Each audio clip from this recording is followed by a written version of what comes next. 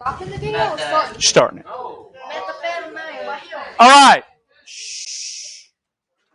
Here's Meth Head Peach. Yesterday we talked about growth, or we began talking about growth and development in Georgia. And some evidence of that was the fact that Georgia becomes a pioneer in public education. University of Georgia is created in 1785, and it becomes the first public university in the United States, the first land-grant university in the United States. And then we moved on, and we talked about the fact that Georgia's had 5 capital cities. It moved from Savannah to Augusta, from Augusta to Louisville, from Louisville to Milledgeville. And what drove the relocation of the capital? No. What drove the relocation of the capital up through Milledgeville? Okay.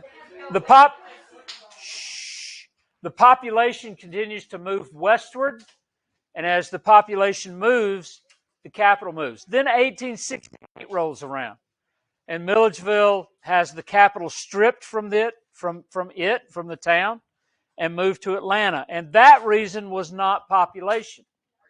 That was racism. Out and out racism directed at those newly elected Georgia legislators. The third thing we're going to talk about is the growth of the church in Georgia, particularly the spread or the growth of the Baptist and the Methodist churches in Georgia. During the Revolution, prior to the Revolution rather, most folks were members of the Anglican or the Church of England, the Anglican Church or the Church of England. We've talked about that already. But what we may not have talked about, or you may not remember, is the fact that Anglicanism taught that the head of the church was the king or the queen of England. And that's actually still true today. If you go to England and you request an audience with the head of the Church of England, you're going to meet with Queen Elizabeth. She's not only the queen, she's the head of the church. And one of the things that the church demanded of its members was that they remain loyal to King George III. Well, you had people who'd been lifelong members of the Church of England who suddenly found themselves without a church home because they could not be loyal to the king. And since they could not be loyal to the king, they could not belong to the Church of England. You had a number of priests, particularly in Georgia, who found themselves out of a job because most of the members of a particular congregation had been patriots. The priest was a Tory, and those two did not mix. Or they were fearful for their lives. They thought a group of Whigs might attack them, burn the church, kill him, whatever. And so we had Anglican priests that didn't leave the church, but they left Georgia. They left the United States. And that happens before the Revolutionary War, in those months and year or so leading up to it, but also during the war and particularly after the war. The Church of England ceases to be, pretty much, in the United States. Something takes its place, though, and that is primarily, at least in Georgia, the Methodist Church, at least initially. Those who were not allowed to be a part of the Church of England or the Anglican Church found other places to go. And one of the big ones was the Methodist Church. John Wesley, if you remember, John Wesley had come to Georgia with James Oglethorpe in 1836, he and his brother Charles. He didn't stay very long. He left, went back to England. While he's in England, he comes up with the idea of Methodism. And really what that word means is there's a method to doing things. There's a method. It becomes a very orderly type of worship experience. There's a Methodist. You're going to do the same thing day in and day out, almost habitual, but not out of habit. And so a lot of people in Georgia joined the Methodist Church. Unfortunately, the Revolutionary War nearly destroys the church in Georgia and in other places. Even though you don't have large armies coming through Georgia, you have bands of Tories and bands of Whigs, and church buildings are destroyed. If you take the view that the church is not the building, but the church is the people, remember, here's the church, here's the steeple, open the doors, and they're the people. Y'all don't remember that? Oh, come on, dude. Here's the church, here's the steeple, open the doors, and here are the people. Yeah, Ethan remembers that. There you go. But a lot of people, me included, the building is not the church. The people are the church. And what happens is people are scattered. Groups of people are torn apart because you had Whigs and Tories, and they're no longer together. But you have buildings that were damaged. You have buildings that were destroyed. Lyman Hall, smart guy. Lyman Hall, who was the signer of the Declaration, is actually the governor of Georgia in 1783 as the Treaty of Paris is being signed. One of the things he does as governor is he promotes the idea of rebuilding churches, because church buildings were not only places of worship, they were also meeting places for things other than the church. The town would meet there to discuss. The town would meet there to have dinner, maybe. To have a potluck dinner. The church would meet there to mourn together, or the community would, to rejoice. It was just a gathering place in addition to being a place of worship. And Lyman Hall understood that. And he realized the importance of every community having a place to meet, of having a church. And so during the period after the Revolutionary War, we see the Baptist and the Methodist Church really grow. And that's evidence of Georgia's growth as well. This is John Wesley. And let me kind of tell you the story. John Wesley did a bad thing. I mean, it wasn't too bad, but it was still bad. He fell in love. Nothing's wrong with that. But the young lady he fell in love with did not love him. So it was unrequited love. And John Wesley actually spread rumors about her, would not allow her to take Holy Communion. That is bad. And as a result, he was forced to leave Georgia in the 1730s. He comes back 40 years later, and is spreading Methodism. He's spreading this particular his particular idea of what the church should be. The picture in the background is actually the ruins of a church in South Carolina. But there were churches like that had once been thriving, but because of damage, they had left. They had died. And Lyman Hall's idea is to rebuild the buildings. You rebuild the buildings, and now people have a place to gather. So, today,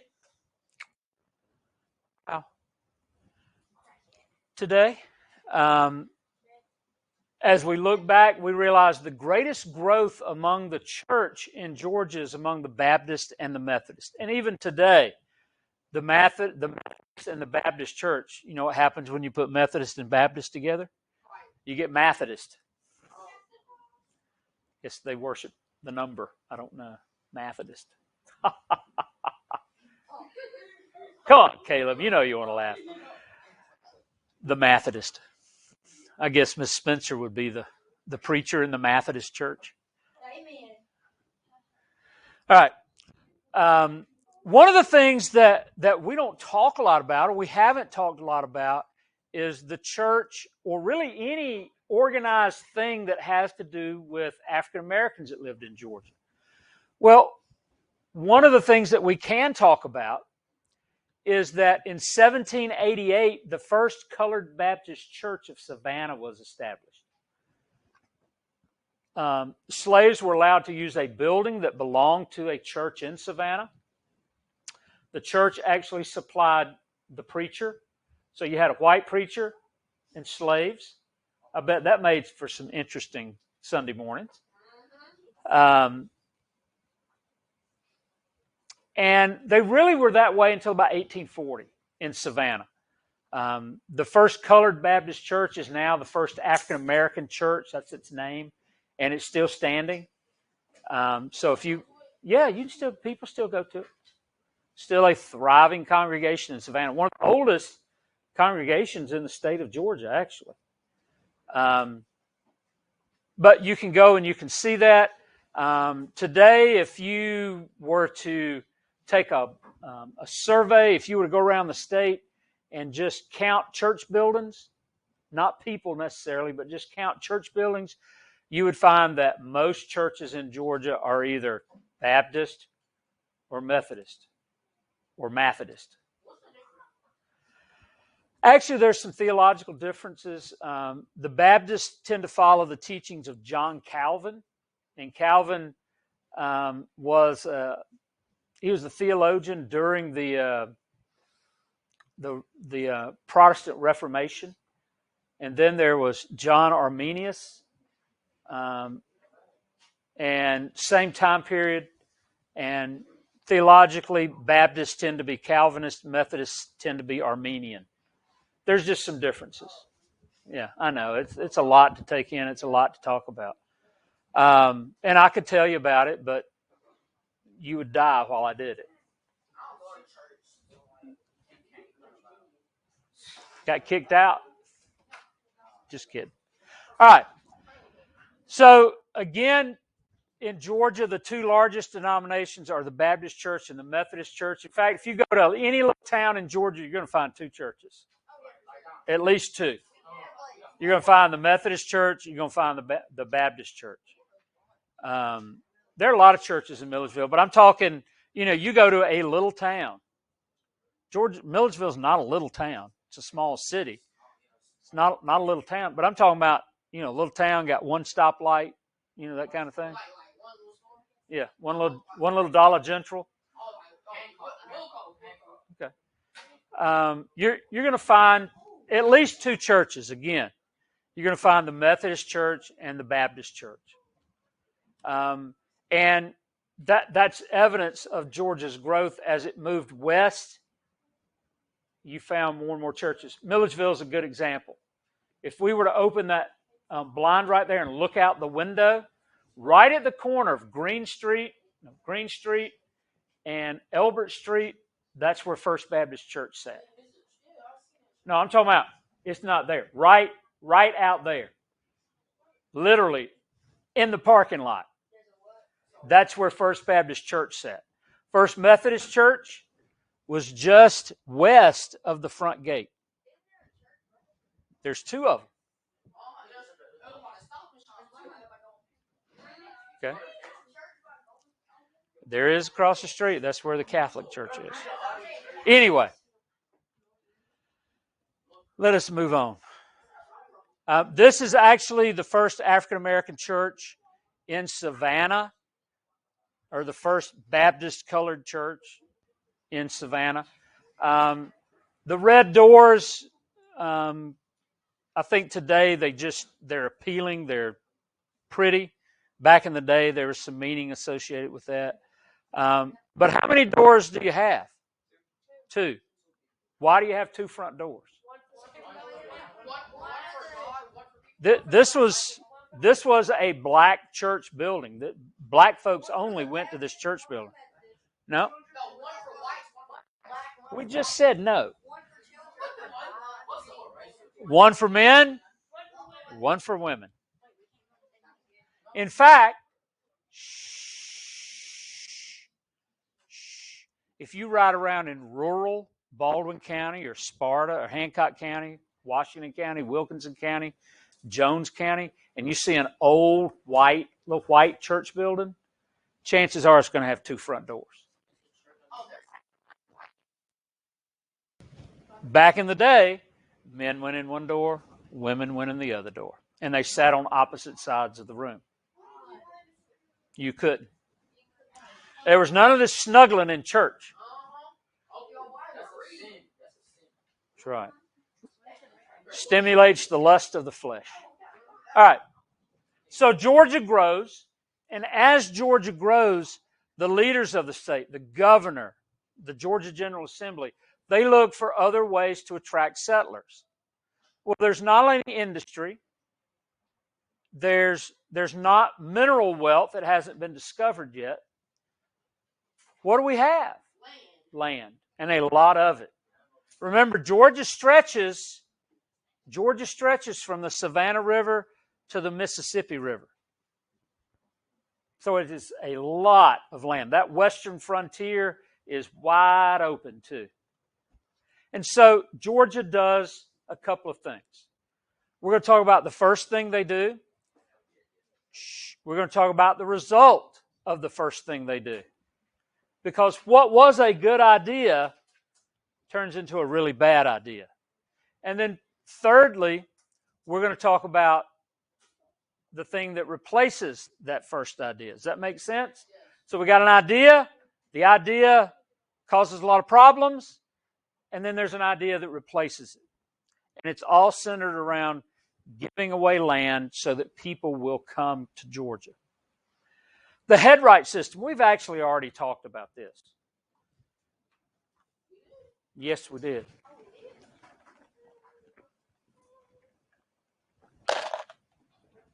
Until 1803, roughly from the time Georgia becomes a colony, until 1803, land was giving away under the headright system. Now you remember, if you were the head of a household, you got 100 acres.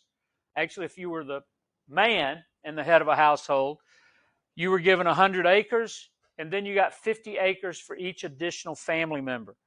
So if you and your wife, that's 150 acres, and you had 8 children, 9 children, that's an additional 450 acres. So what are we up to? 600 acres. But if you had slaves, you got 50 acres for each slave you own. Well, but were they considered people, Ahmad? No. So why are we counting them as people here? Because there's that double standard. Okay? They won't land. Probably, I think you just need to quit while you're behind. Okay? Or here's probably a better way to look at that. You and your wife, that's 150 acres, and you have 18 children.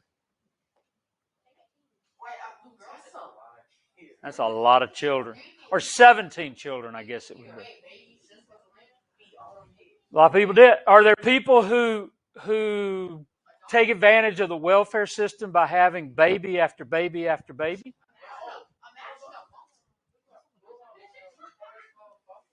Yeah, foster care too. What happens to that? Like, say, have a baby, give them 50 acres of land. What if the baby dies? You still get. Yeah. All right. Well, what happens? The headright system actually works. The headright system works. People come into Georgia. There's massive immigration to Georgia. Thousands and thousands of people enter into the state of Georgia because they get land. And they can get up to 1,000 acres of land. That's a lot of land. But are there always people who try to work the system? And this is no exception. Are there always people in government who are willing to work the system if you give them a little extra? Yeah. And that's exactly what happens. And we'll talk about that in just a second. These are actually the two systems of land distribution. The headright system, everything east of the Oconee River, land that's given away is given away under the headright system. Until actually it's 1785 to 1795. 95 becomes very important. And then in 1803, the land lottery is established, and we'll talk about that in just a second. But you can see as Georgia moves westward, there's more and more land that is given away. All right, so people are trying to take advantage of the system. People in government are trying to take advantage of the system. People who want land are trying to take advantage of the system. And what happens is we end up with a lot of corruption in Georgia regarding the headright system. Those who are dishonest in the government are accepting bribes so that people who are wanting land can get more than the 1,000-acre limit. There's actually land that doesn't exist that is given away. Or there's land that is given to two people at the same time.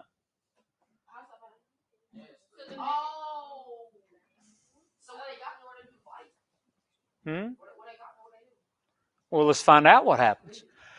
This whole rigmarole, this whole idea becomes known as the Yazoo land fraud, 1795. And it is the first major scandal in U.S. history. And we've had a lot of scandal. This was just the first one. And so it puts Georgia in a bad light, puts the United States in a bad light, but Georgia in particular. It's that first scandal in the new government. And this is what happened. There were land speculators, and there's nothing wrong with being a land speculator. All that means is that you are buying land in order to sell it at a profit. It's exactly what it is. It's like playing the stock market. You buy stock at a low price and hope to sell it at a higher price. Why? So you can make money. Nothing wrong with that. There's nothing illegal about that. But these land speculators really want the land. And the land in particular is called the Yazoo territory. It's between the Yazoo River and the Mississippi River. And they want it so badly that they're willing to do illegal things. They bribe government officials, and they end up buying the land in the Yazoo territory for pennies per acre. I mean, literally, almost next to nothing. And then they're able to sell it and make profit. Nothing wrong with selling something and making a profit, but when there's bribery involved, when there is skirting the system, going around the system so that you have an advantage, then it becomes illegal. And so you have people who bought land, not knowing that land had already been given to somebody else or sold to somebody else. And so you had two people owning the land. That doesn't work. Sometimes more than that. Okay? So, people find out, and let me tell you, anytime you do something wrong, people are always going to find out. One of my seminary professors used to tell me, told us all, but I don't think me in particular. Maybe he did tell me that in particular. He said, your sins will always find you out. And that's true. How many of y'all have ever done something you thought nobody knew about it? You got home and your mama said, what did you do? Okay? People are going to find out. And if you're in government and you're dealing with people's money and you're dealing with people's lives and you do something wrong, you do something illegal, people are going to find out. And people found out and they were angry. They were so angry, they marched on Louisville, which was the capital of Georgia. They took copies of the Yazoo Act, and they burned those on the steps of the Capitol in Louisville. They didn't burn the Capitol. They didn't burn nobody's house down. They didn't set fire to the Wendy's. They just protested. They made known that they didn't like the Yazoo Act. One of Georgia's U.S. senators man by the name of James Jackson, was so angry, he resigned his seat in the U.S. Senate, said, I'm going home, and I'm going to shoot every last one of those rascals involved in this fraud. Well, he came home, and he had his pistol. In result, the Yazoo Act is repealed in 1796. So no longer is that land out in the western frontier eligible for the headright system, nor is it eligible to be sold. Here's James Jackson. Got his little ratty ponytail back there. Here is a group of men burning the Yazoo Act. Look at that and tell me what you see real quick. What stands out to you? What do you use that magnifying glass for, Ethan? Not to read it, to set it on fire. Yeah. And guess who that is holding the magnifying glass? James Jackson. Now, if there is, if you own property and there is some question as to where the boundary might be, and your neighbor gets real upset with you, or you get real upset with your neighbor, one of you is going to sue the other one. So you can figure out where the border is supposed to be. Well, this is much worse. You have people who've been sold property, and that property, or given property, and that property has already been given away, or it's already been sold. And so there's question as to who owns it. Well, people in Georgia did exactly what people in Georgia would do today. They visited the law offices of George W. Sink, all nines, 999, 999, you know, that stupid commercial. No. So people began to sue, the people of Georgia began to sue the state of Georgia. By the way, James Jackson does come home to Georgia with his pistol, and he is perfectly willing to shoot as many of them as he can find, except all of them have left the state, including the governor of Georgia, George Matthews, because people are out for him. Because of what they did, because of how they defrauded the people of Georgia. And so people are suing the state, and the state cannot settle those lawsuits. They don't have the money to do it. And so what they do in 1802, kind of rhymes, doesn't it? Is they approach the U.S. government, and they offer the U.S. government not only the Yazoo territory, but also that area that becomes known as Alabama. In return, they ask the government to settle all the lawsuits. Yes? How did the people know, like, how did the guy know exactly who was doing this stuff? It came out, you know. So one person's found out, and then what does he do? He tells her, well, it was Joyce. And Joyce is like, well, if I'm going down, Ellie's going down. And Ellie's like, I'm going to blame it all on Ronnie. Okay? And so it comes out. You know, people find out. Because if somebody gets in trouble, a lot of people will give up everybody, hoping that they get a better deal. So the Yazoo territory becomes the states of Alabama and Mississippi. So about two-thirds of Georgia's area, two-thirds of Georgia's territory is taken from them because of the Yazoo land fraud, or rather they give it up. And so now the headright system won't work because Georgia doesn't have the land that it once had. And as a result, the land lottery is brought into being. 1803. 1795, the Yazoo land fraud becomes known. 7 years later, Georgia settles the lawsuits by giving up the land. And in 1803, they come up with a different way to distribute land. And it's by lottery. And it's not, I'm going to go to the quick stop and buy me a lottery ticket. It's not that kind of lottery. Basically, it is a drawing.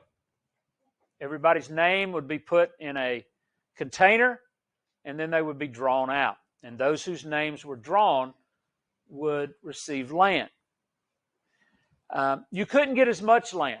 You could get as much as 500, as little as 50 acres. Huh? 500 is plenty. I'd take 500 acres.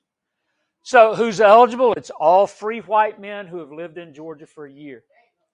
So if you move from South Carolina and you're here a year, you can be included in the lottery. If you were a widow, your husband had died, your name would go into the drawing twice. If you were a veteran, you had fought in the Revolutionary War, your name would go into the drawing twice. And then they would start drawing people's names out. Ridley Johnson, 50 acres. Joyce Chow, 150 acres. Noah Johan, 7 acres. Ahmad Wright, hit the jackpot, 500 acres. Okay? And if you won, by the way, it's just a matter of luck. It's no skill. It doesn't matter who you are. It doesn't matter how much money you have. It's just the luck of the draw. And those who won were called fortunate drawers. A fortunate drawer. There are 7 of these lotteries from 1805 to 1832. So they're not held every year. They're held periodically. And sometimes there's a long time that goes between lotteries, and other times it's 1 year after the next. But what the lottery does is it creates tension between the Native Americans, the Creek Indians, and the Cherokee Indians and the Georgian settlers, those white Georgians, because we're constantly pushing toward the west. Georgia settles, and as it settles, it's pushing to the west. And more it's infringing upon Indian territory. And when we talk about Indian removal, we'll talk about what happens here. But here's a map of the lottery that's actually in your notes. Yes? Wait, so the people that get their names put in twice, they could win twice? Or no? I think they could only win once, but they had two opportunities. Could you put your name in, like, if you won one time and you won, like, however much land, could you go in another time? I'm not sure. I don't think you could. So, headright system east of the Oconee River. And then we have 1805. We have 1807. And then we're going to wait about 13 years. 1820, then 1821, then 1827, and then 1832. And that last one, 1832, whose land is the state of Georgia giving away there? Which ones in particular? The Cherokee Indians. Trail of Tears happens in 1838. So it's only 6 years after that land lottery that the Cherokee are gone from North Georgia. The Creek, I think I heard somebody ask, the Creek are gone long before the Cherokee. Some of that is their own doing, and some of it is state of Georgia and the United States lied to them. Just no other way to put it. All right. So by the middle of the 1800s, Georgia has risen from being this small, insignificant state, powerless, really not contributing a lot, to being one of the most powerful, if not the most powerful state in the South. In fact, by the time the Civil War rolls around in 1861, Georgia is second only to Virginia in importance for the Confederate States of America. So Georgia comes a long way in really a short period of time, less than 100 years. And there's several reasons for that. The first one is King Cotton. King Cotton. Remember, colonial Georgia, we're not growing cotton. Why? You can't make any money growing cotton. It's not practical. It's not profitable. It is too difficult to process. And here is a cotton boll. Right here in my hand. That is a cotton boll. It has a husk on it. So in order to process that, first of all, I have to take it off of the husk. And I might do that when I pick it, actually. And if I were to pass this around, I'm not, because it's pretty fragile. But I'll kind of walk by. You can see these pointy things on it. And you're not going to be really careful as you are picking cotton. So you're gonna stick yourself. Your fingers are going to get bloody. See those little things right there? They're pointy. They're not real sharp. And then if I were to open this bowl up, inside it, you would see cotton seeds. And you had to do all that by hand.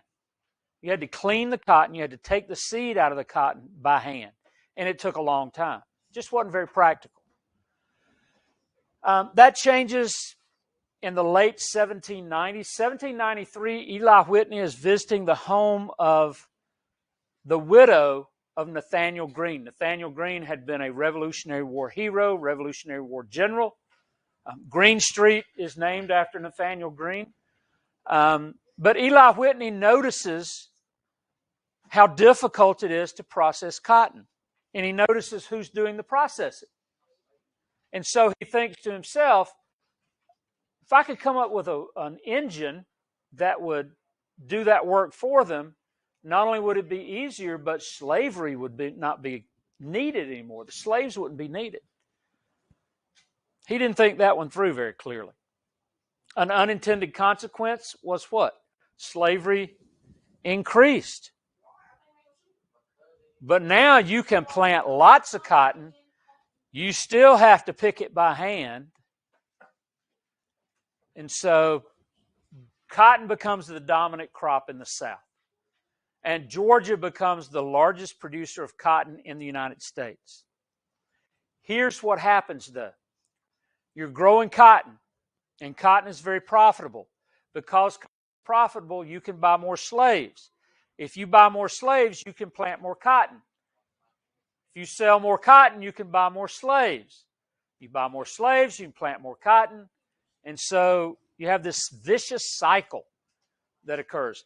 And the South becomes more and more dependent on slavery. The South becomes a slave-based economy. And if history teaches us anything, history teaches us that a slave-based economy will always fail. And they do. And the United States was no exception. The South was no exception. So, here's a cotton gin. Here's a cotton gin. Excuse me. And again, it's just an engine, and it would be housed in a barn-like structure. Raw cotton would have been brought in. It would go through the gin. It would be cleaned, and then it would be baled. Just like this over here. Huh? And then you sell. Okay? Yeah, people are baling it. Now, a cotton bale. Anybody want to guess what a cotton bale weighed?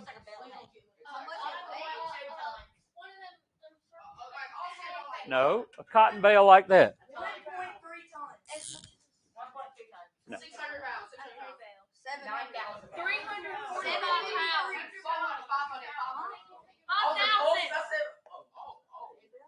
Okay.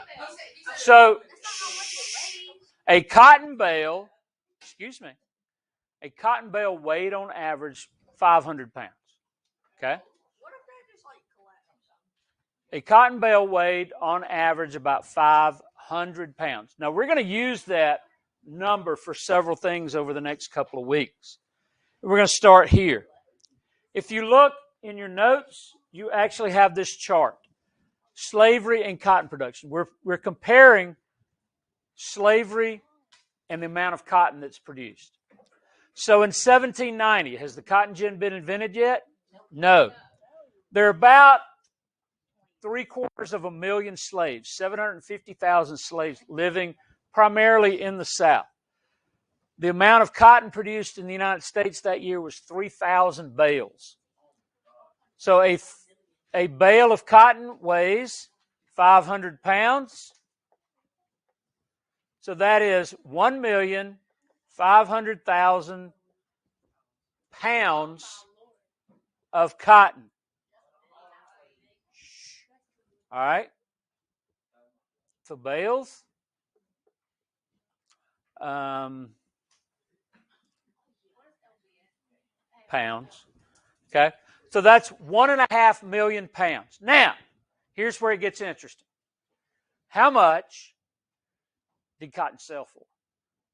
Well, the closest I could find, because there was so little data for 1790, in 1800, the average price for a pound of cotton was 37 cents per pound.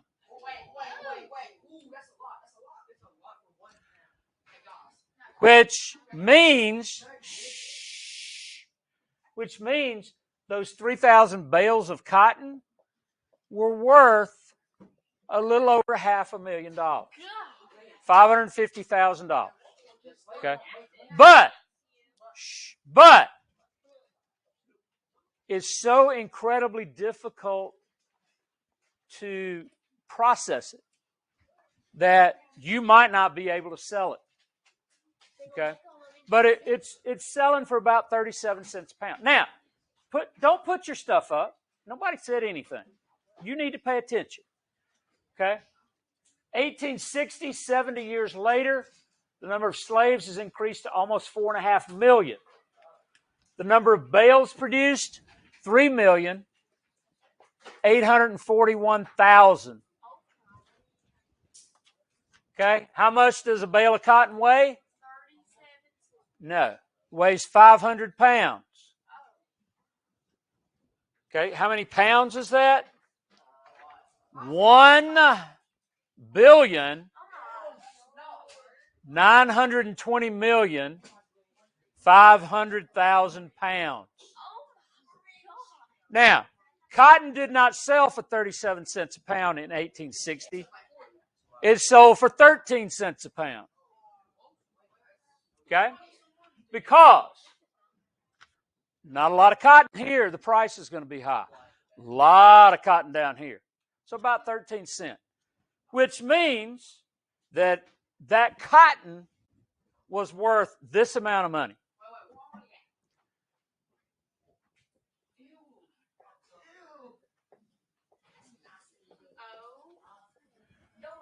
That cotton was worth $249,665,000. Okay? How much was a dollar worth in 1860? $1. It was worth $1. Yeah, but it was worth Okay. But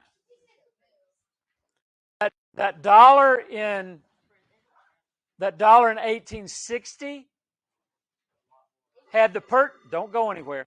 Had the purchasing power of $33.05 today. So, and you can leave on this. That 249 million, if you put it in today's dollars,